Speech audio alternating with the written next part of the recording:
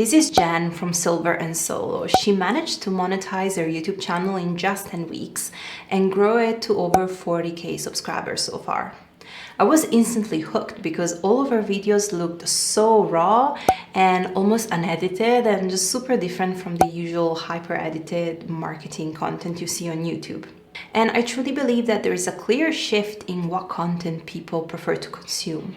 People are craving authentic, raw and honest content as much as ever before. But you can be raw and authentic and still do things intentionally, like Jen. In fact, she wasn't just picking up her camera to vlog her day. She set a very precise goal for her videos, monetizing her YouTube channel. And this attracted an audience interested in this topic and curious to see if she could manage to reach that result. Because as humans, we will always be drawn by stories that have a clear start, middle, and end. And when these stories look real, raw, and authentic, we feel even more drawn to them. So the big question is, how do we merge that raw, authentic, and spontaneous creative side inside of us with a bit more structure and intentionality behind the story that we want to share?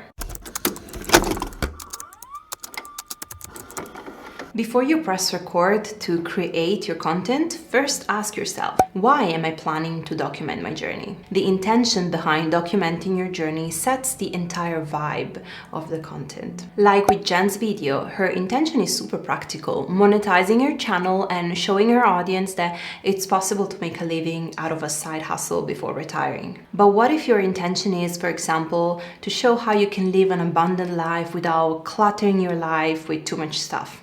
This will set a very different tone and will influence the type of reflections you will make as you're telling the story. And this takes me to the most crucial point of this video: how to structure your documentation process so that you're not just documenting your journey, you're telling a story.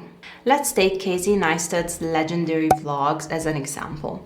His videos are technically vlogs, but they don't just showcase random parts of his day. If you notice, all of his vlogs have a very clear topic, from more obvious ones like the review of our super luxurious airplane trip to literally making a whole video about why he wears glasses all the time. What makes his videos stand out, apart from his unique personality and authenticity, is that he still weaves the documentation component of vlogs within the main topic of the video. How? Through storytelling. Never an obligation to share with you the intimacies of every day of my life. This isn't a journal, but instead, could I find every day in my life a 3-act narrative to share?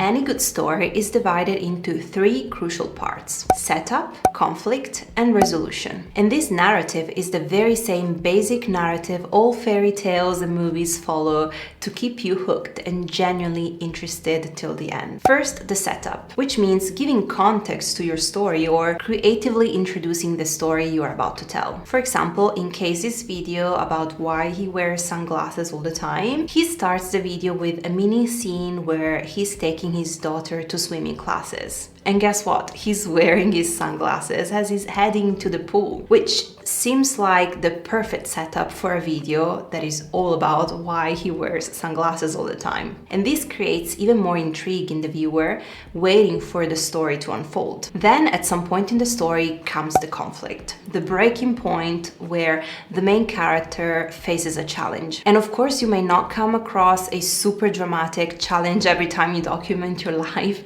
but a conflict can be just any tension that the main character, yourself, is facing on a particular moment of the story. For example, Casey explains that he always wears a special type of sunglasses because they are the only ones that fit his big head. Or later on, he explains how he scraps off the logo from the glasses because he doesn't like how they feel commercial and not unique to him if they had the logo on. So logically, this is not quite a literal conflict, possibly more of a conflict between Casey and his sunglasses, but you get the point. When weaving your story, make sure that there are checkpoints in it that create some sort of tension and interest and make your audience want to hear more. And finally, the resolution, the grand payoff whoever is listening to your story has been anticipating from the start. Throughout the video, Casey gives out a lot of different practical reasons reasons for why he wears sunglasses all the time, satisfying the viewer's eagerness to know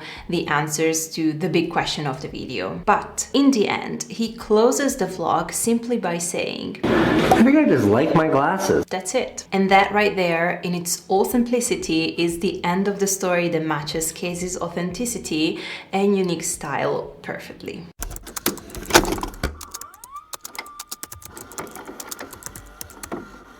So, how do you practically apply this storytelling technique to your daily life? Clearly, it isn't scripted, you just go about with your day and things happen. So let me give you some practical steps and examples from a video vlog I created following this method. First of all, set the intention for your piece of content. Why you want to share it with your audience and what's in it for them? Why should they stick until the end? In my case, I wanted to share my daily video creation workflow as a small YouTube creator working on my channel part-time, because I wanted to share the power of setting systems to make progress when you're short on time. And I think lots of small creators and busy solopreneurs will find this extremely helpful. Next, create a loose outline of what you want to share. So for example, for my video vlog, I decided I was going to share the 4 main tasks I was going to tackle that day. And finally, give your content a setup, conflict, and resolution narrative. So when I sat down to review the footage, I highlighted the main chapters of the day I documented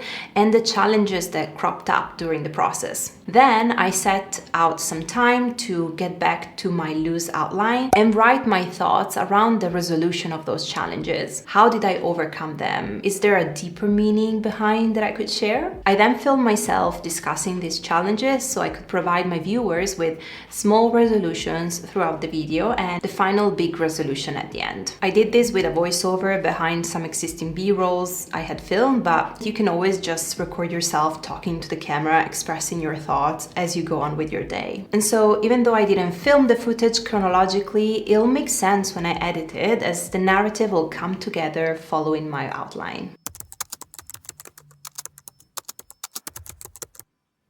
So what's the key takeaway? Content creation is something that should feel easy and authentic to us and not something that slows us down. But at the same time, when we set out to create content more intentionally, we can improve the way we tell stories, retain the attention of our audience, and even attract more people interested in what we have to say. And as we are documenting our journey, we will inevitably be forced to face not just the highs, but also the lows, those conflicts in our stories. And those conflicts are crucial because they unlock a new level of self-awareness that can drive us forward in our journey. I hope this video was helpful, and if you want to watch the intentional vlog I created following this storytelling structure, you can watch it right here.